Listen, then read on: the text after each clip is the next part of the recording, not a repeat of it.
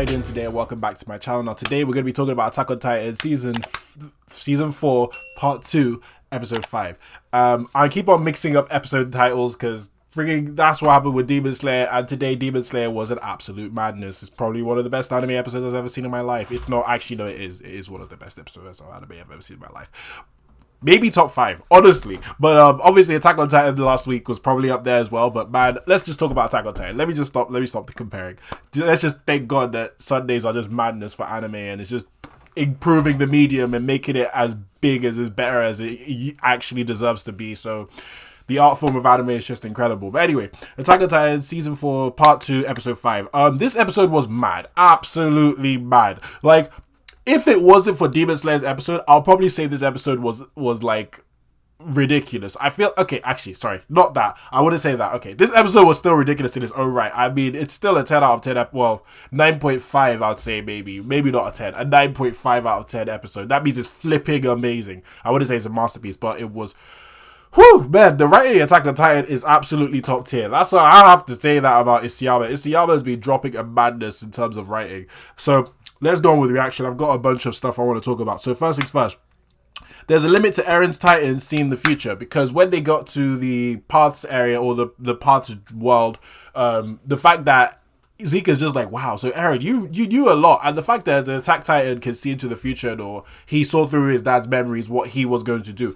But there's a limit, and Zeke pointed it out. He said, okay, you can do all that, but there's clearly a limit, because, like, you know, you would have done a lot more. Like, why would what did he even say again? I think he said that why would Grisha Yeager do what, actually, I think I'm mixing things up. So why did Grisha Yeager do what he did? Eren pushed him, but Eren could have still done, like, more, like, he still got trapped by Zeke anyway, so he obviously can't see that much into the future, which is cool. Now, the fact that Ymir was going on her own and just still going to do the, not the law, the command that Zeke gave to her, that was very sad, and we get to find out why. We'll talk about it in, well, actually, around about now. But actually, no, in a second. But I want to point out to Yuki Kaji this today. His voice acting for Eren was absolutely insane. I heard that while recording it, that he literally lost his voice, and I could see why. The screams from Eren was absolutely insane. But it was, wow, that he really, you know how in movies they dislocate their arms to get out of, like, not their arms, but their hands to get out of, like, handcuffs and stuff. This one, he ripped his hands out of the handcuffs. That was absolutely violent. Like, wow. Attack on Titan is a violent show, yeah, but today was vile. I'll explain why. I mean, not like, oh, I didn't like it. More like, damn, ew, gory. You get what I'm saying? There's more. Not just that. That was just the beginning of the violence and the gore. But yeah, he pulls his hands out. I was like, oh my god, yo, ew.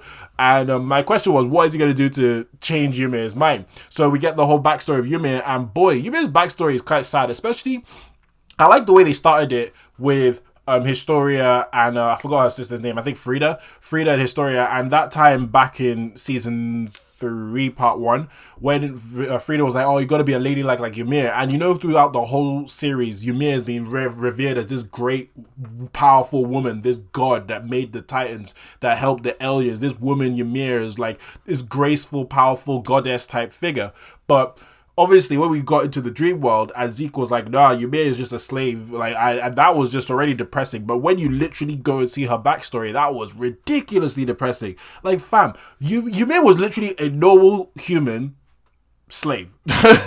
Period. That is literally who she was. Like, she was just a regular woman, not even a woman, a child, farming, right? A normal small village. They got taken over by a kingdom, or not even a kingdom, by soldiers way more powerful than them, way more powerful. They got put into captive, made into being slaves. And then she got, someone made a mistake with the pig, and then she got blamed for it because nobody else wanted to die. Just threw her under the bus. Maybe she did it.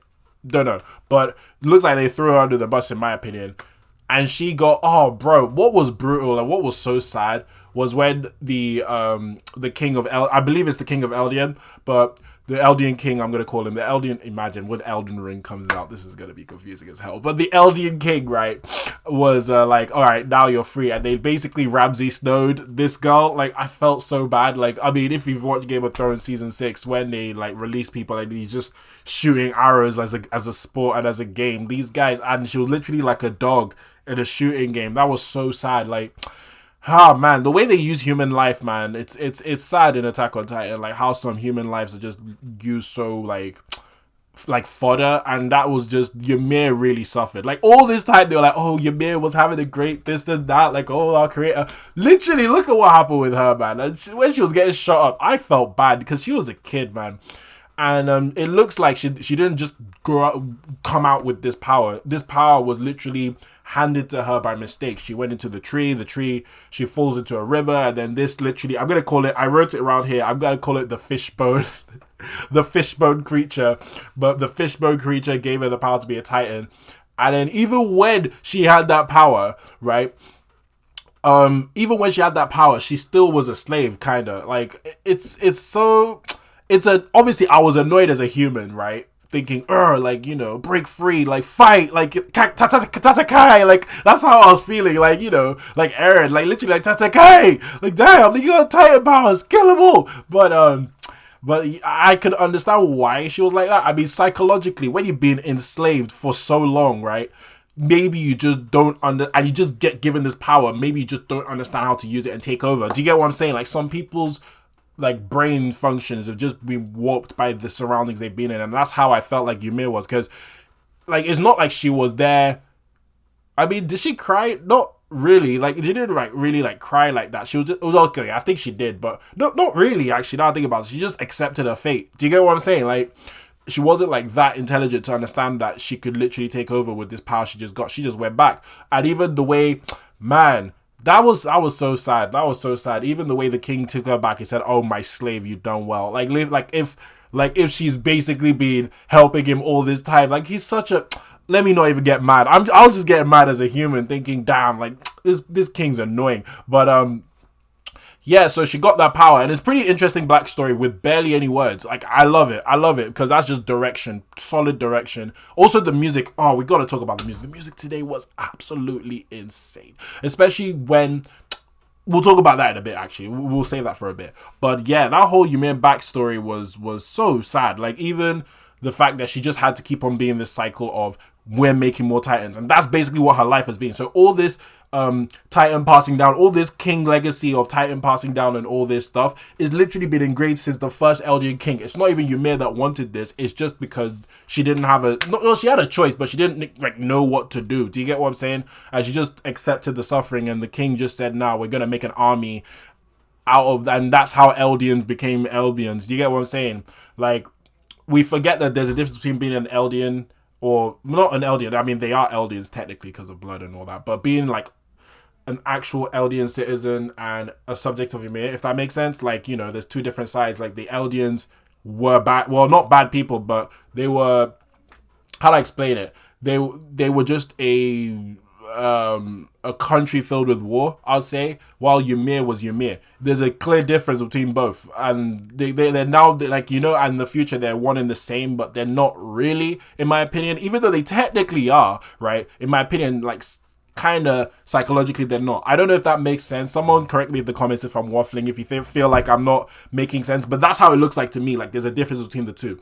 But other than that, man, when Ymir had children and we find out the children's names were Rose, Marius, and Ganshina, what? Like, bro, it's Yama, man. Like, the three girls are the three names of the wolves, bro.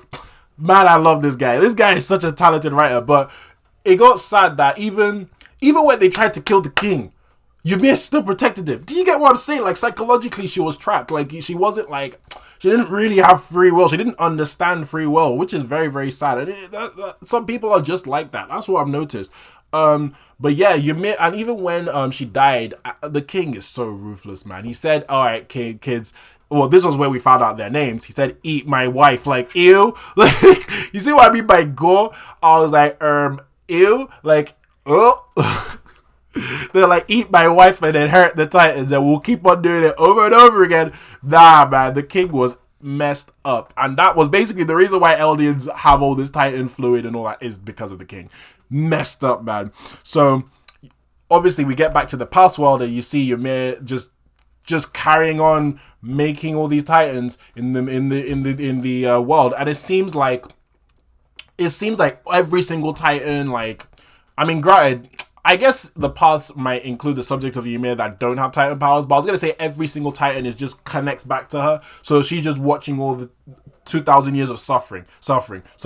Titan do this, Titan do that, Titan do that, and it wasn't her intention to have weaponized Titans. That's what it seems like to me. So that's why I feel like she's just like done. Do you get what I'm saying? Like done with life. So that's why I loved it when Eren was like, oh, do you know what? I'll end it all. So what I'm assuming is that Eren's like, listen, we'll end this whole Titan BS, man. You're done. Like, you didn't even want to have this weaponized Titans. You didn't want to have this army of Titans. You didn't want all this pain and suffering from Titans that all this Eldian and Mali war is all about. But it was just like, it magically got this power. She didn't even she was meant to die. She stumbled upon this power. This king stumbled upon stumbled upon the power and made it weaponized, and she's just there like taking it all. So it was so mad when you see from her eyes just being shut off, right, from the whole backstory all the way to Eren saying, listen, we'll end it all. No more. You're not a god. You're just a human. And very unfortunate, this, that. And her eyes just came up and she started crying. That was executed so well. Especially the OST. Oh,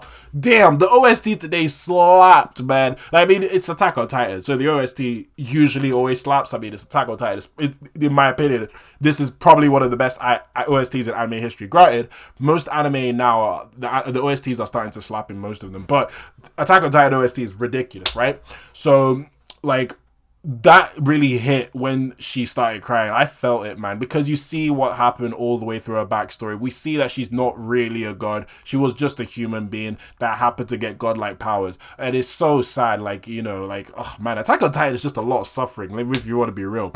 But yeah, the rumbling, bro, the rumbling really began as soon as she cried, and then I think it went black, and then boom, Fishbone in full 4K. Okay, well, Fishbone came out and it was huge, like, bro, and the walls crumbled and the Titans started popping up. I was like, this is what we came for. This is what the openings have been slapping for. Rumbling, bro. I'm hyped, man. I'm really hyped. When I saw all this, I was just like, oh my god, this is, man. People are gonna die. And I thought, oh, this is the mad part of the episode. Nope, there's more. Well, granted, the OST when the rumbling happened, phenomenal. It really felt like, boom. Like, this is what I like about Attack on Titan, right? The OSTs make you feel the scale of the Titans without even watching the show, if that makes sense. Like, if you hear the OST, you know something big and ominous is coming, and that was basically what the rumbling showed. So I loved it. What I want to do after I've finished this anime is I want to actually read the manga to see what they adapted and how they adapted it better. But man, so far, man, it seems like it's doing a fantastic job, because that OST slapped with that bit with all the rumbling. It was crazy. Now, like I said, I thought that was all the maddest bit, but no, when Eren, like when Armin was looking around like, yeah, Eren did it for us, and then he saw all the other, he realized, he clocked, he was like, wait a minute, is that Well, I think it said Walmaria, right? I think it's, correct me if I'm wrong, Walmaria should be the middle one, right? So he was like, is that Mario? like, hey, yo, what's going on here? He said, Shigatsuno should be enough to take down Marley. Eren? So, when Eren, like, literally, as soon as he was clocking all this, and it instantly went to the path world, and Eren is instantly, like, talking to them, I was like, oh, this is sick. So, the Fishbone thing must be Eren. The Fishbone Titan must be Eren. That's what I'm wondering. I mean, I'll wait and see next week, but yeah, man, when he started talking to them and literally saying subjects of Ymir, like even the Eldians that came from Mali, he said, all you subjects of Ymir, not even Eldians, like not even Paradis and Eldians, no, subjects of Ymir, bro. This is what we're trying to do. Listen, I'm tired, right? I'm tired of everybody else trying to attack us. We've been taking L's from everybody, right? let's go and kill everybody else and destroy everything else. Boom. I mean, obviously, I said it in a very not as cool way, but when he said that, like he said it, oh, it was so ominous the way Yuki Kaji really killed it this episode, man. We really have to give him props, man. It was so sinister and so scary the way Eren was just telling everybody, listen, you're with me or against me. We're going to kill every single person that's not on Paradise. Like literally, oh my god. Oh, I think he said not a subject of Ymir, to be fair. Wow, man, what a damn episode. What a way to end it. Even the final like picture, I got that picture spot unfortunately on Twitter when the Demon Slayer thing was trending. I was checking all the stuff on Twitter, but even the final picture of Eren in black and white with this Titan, just scary and ominous, man. Bro, this is why I love Attack on Titan. What a fantastic episode, man, and I can't wait for more. But other than that, I think that's my thoughts and reaction on Attack on Titan season 4 part 2 episode 5. I think what a time to be an anime fan, that every week we get peak. We get peak. We're not minimum, we get peak. But anyway, thank you very much for watching again.